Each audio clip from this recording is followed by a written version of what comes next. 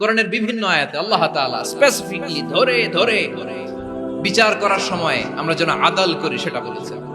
কোরআনের কোন কোন জায়গায় আল্লাহ তাআলা এই আল আদল শব্দটা ব্যবহার করেছেন।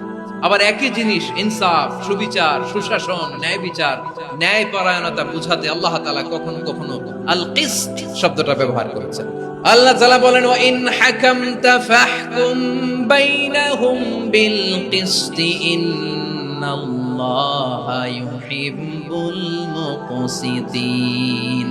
যখন তুমি বিচার করবে, বিশ্বনবীকে উদ্দেশ্য করে অ্যাড্রেস করে বললেন, নবী হে, ইহুদিরা কোনো বিষয়ে মীমাংসার জন্য যদি আপনার দরবারে আসে, যদি বিচার করতে হয়, খবরদার অবিচার করবেন না। ফয়সালা যেটা করবেন কিসতের সাথে করবেন, ন্যায় পরায়ণতার সাথে করবেন, কারণ ইন্নাল্লাহা ইউহিব্বুল মুকসিতিন, নিশ্চয় আল্লাহ রাব্বুল ইজ্জাত ন্যায় পরায়ণশীলদেরকে বড্ড ভালোবাসেন। সুবহানাল্লাহ বলেন।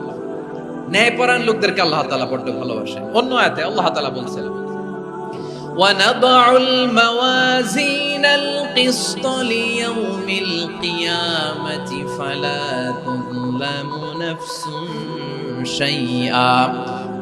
আমি কিয়ামতের দিন ন্যায় পরায়ণতার মানদণ্ড স্থাপন করব, যেটাকে আমরা মিজানের পাল্লা বলি। আল্লাহ বলেন ন্যায় বিচারের মানদণ্ড কিয়ামতের ময়দানে আমি আল্লাহ স্থাপন করব। সেদিন কারো প্রতি বিন্দু পরিমাণ, এক চুল পরিমাণ অবিচার করা হবে না, কোনো বিচার করা হবে না। সেদিন সুশাসন হবে, সুবিচার হবে, ন্যায় পরায়ণতার সাথে বিচার হবে। আওয়াজ করে পড়েন আল্লাহু আকবার। তাহলে প্রিয় ভাইরা, যে তিনটি বিষয়ে আল্লাহ তাআলা আমাদেরকে আদেশ দিয়েছেন, তার প্রথমটা হচ্ছে আদালত, ইনসাফ, সুবিচার, ন্যায় বিচার। এটা আমরা চাই কি চাই না? বিশ্বনবী ন্যায় বিচার, ন্যায় পরায়ণতা, সুশাসন প্রতিষ্ঠিত করেন কি করেন নাই?